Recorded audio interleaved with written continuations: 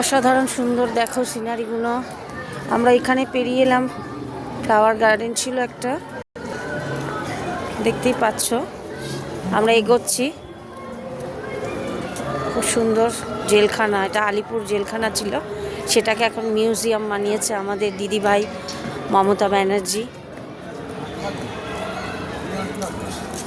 এ দেখো এখানে নেতাজি কক্ষ, বিধানচন্দ্র রায় কক্ষ, চিত্তরঞ্জন দাস, এদের সব কক্ষ। আমরা ভেতরে ঢুকলাম। কক্ষরা থাকতো যারা যারা এই জেলখানায় রাখা হতো যাদেরকে, তাদের সেই কক্ষগুলো দেখো। এই যে এটা একটা কারাগার। আচ্ছা, এটা এদিকে এই একটা কারাগার। তাদের পুরনো সব ছবিও এখানে রাখা আছে। এটা বিধানচন্দ্র রায়।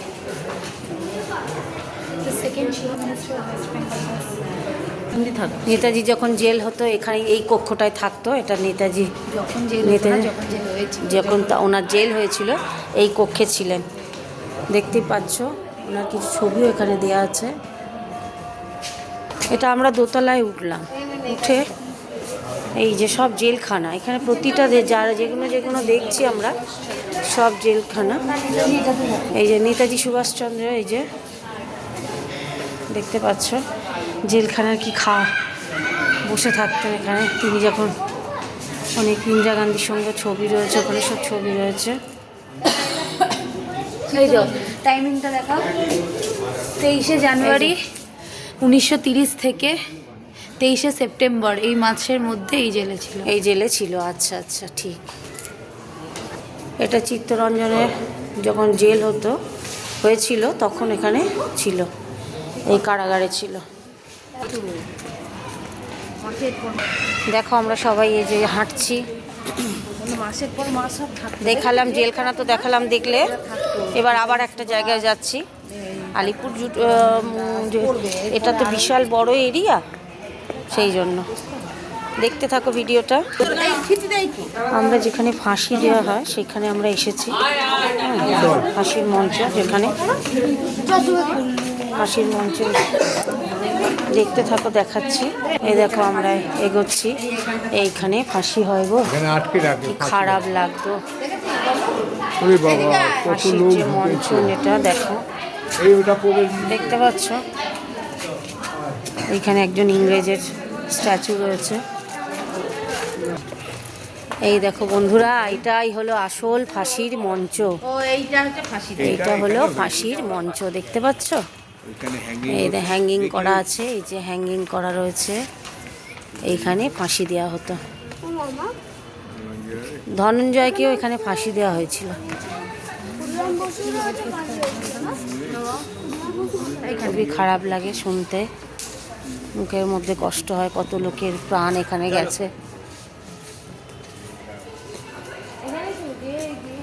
ক্লোজ থেকে তোমাদের দেখাই। এই দেখো, এই যে হ্যাঙ্গিং করতো, আর এখানে এটা খুলে যেত, এটাকে টেনে দিত, এই যে এটাকে টেনে দিত, ফাঁসি হয়ে যেত। চলো আবার অন্য কোথাও যাই, কি দেখতে পাই। দেখলে বন্ধুরা, দেখালাম। খারাপ লাগে বলো, খুবই খারাপ লাগে। বাড়ির লোকেরা দেখা করতে আসতো। হ্যাঁ, আমরা ফাঁসির মঞ্চটা দেখে বেরোচ্ছি বাইরে। এবার কোন দিকে যাব? কোন দিকে গো? আচ্ছা চলো, সবাই আসছে পেছনে, সবাই আসছে। এই যে পেছনে দেখো, এটা একটা মিউজিয়ামে এসেছি। ফটো দেওয়া আছে সব।